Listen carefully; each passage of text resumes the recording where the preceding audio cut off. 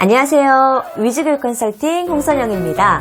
오늘은 제 블로그를 통해서 좀 고민을 올려주신 분이 계십니다. 그래서 이 고민을 함께 문제를 해결해보고자 하는데요. 사연은 이렇습니다.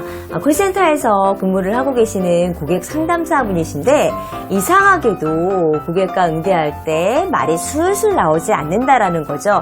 특히 불만 고객과 대화를 하게 되었을 때는 그 적당한 말들이 잘 생각이 나지 않는다라는 거예요. 그래서 약간 버벅거리기도 하고 또 해야 될 말들을 놓치기도 하고, 그리고 고객과 통화를 마친 다음에 내가 이 말은 꼭 했어야 됐는데 라는 아쉬움이 항상 남는다 라는 사연을 보내주셨습니다. 저도 이 사연을 듣고 마음이 참 아팠습니다. 왜냐하면 콜센터에 좋은 일로 전화하시는 분들은 별로 없거든요. 고객의 입장에서 뭔가 문제가 생겼거나 불편했을 때 전화를 하기 때문에 대부분의 고객들이 불만 고객입니다. 그래서 저도 고민을 한번 해봤습니다. 어떻게 해야 이 두려움을 좀 극복하고 고객과 좀 더 자신있게 대화를 나눌 수 있을까라고 말입니다. 한 3가지 정도로 내용을 정리해 봤는데요. 우선 첫 번째는요. 인생에 절대로라는 말은 없습니다.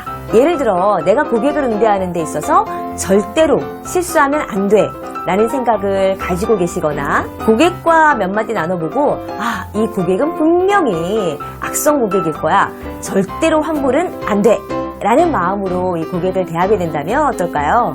상황이 내가 원하는 상황으로 풀려지지 않았을 때 극심한 스트레스를 경험할 수밖에 없고 부담감이 클 수밖에 없습니다. 내 마음대로 되지 않기 때문이죠. 그런데 되게 신기하게도요, 우리 인생에 절대로라는 말은 없다라고 했잖아요. 내가 절대로라고 생각했을 때 반대의 상황으로 가는 경우들이 굉장히 많습니다. 우리 뇌는 약간 청개구리 기질이 있는 것 같아요. 심리학자들이 이런 실험을 했습니다. 학생들을 A, B, C 세 그룹으로 나누고 이 세 그룹의 학생들에게 모두 음악을 들려주고 수학 문제를 풀게 했습니다. 그런데 요구사항이 이 세 그룹의 학생들에게 조금씩 달랐어요. A 그룹의 학생들에게는 수학 문제를 풀면서 음악을 절대 듣지 말라라고 당부를 했고요. B 그룹의 학생들에게는 음악을 들으면서 수학 문제를 풀라고 요구를 했습니다. 그리고 C그룹의 학생들에게는 어떠한 이야기도 하지 않았습니다. 자, 그러면 A, B, C 세 그룹의 학생들 중에서 어떤 그룹의 학생들이 노래의 가사를 가장 많이 기억을 했을까요? 이 A그룹의 학생들이 가장 많은 가사를 기억했다고 하죠. 절대로 하지마 라고 했을 때 더 많이 신경이 쓰였다는 겁니다. 그리고 오히려 아무 이야기도 하지 않는 그룹의 학생들이 노래에 더 집중하지 않고 수학 문제에 집중해서 문제를 풀 수 있었다라는 연구 결과가 있습니다. 불만 고객을 응대하는 데 있어서 절대로, 반드시 라는 각본을 미리 머릿속에 그려두고 대했을 때 상황이 내가 원하는 상황과는 다르게 결과가 나올 수 있습니다. 왜? 더 그쪽으로 신경이 쓰이기 때문에.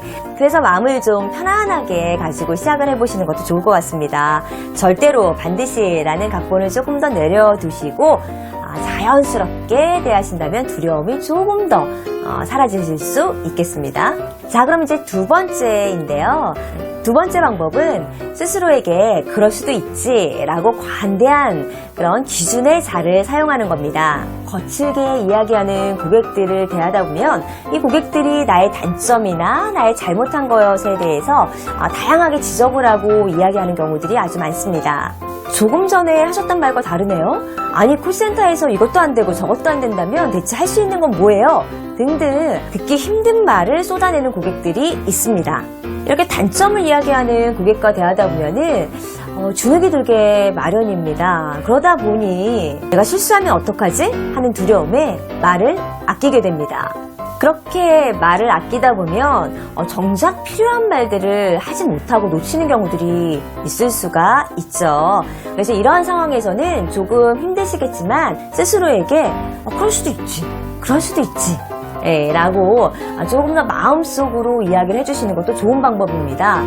나의 행동에 대해서 그럴 수도 있지 라고 생각하면서 고객과 대화를 나누다 보면 마음이 조금 더 편해질 수 있습니다. 고객의 비난과 현재의 나 사이에서 거리를 두는 방법입니다.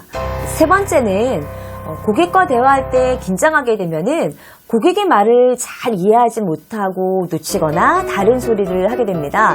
사연을 주신 분의 고민이 바로 이 대목이었습니다. 고객의 말을 정확하게 이해하지 못하고 다른 대답을 하게 되고 그로 인해서 비난의 말을 받게 되니 너무너무 힘들다. 전화 받기가 두렵다라는 게 이분의 고민이었는데요.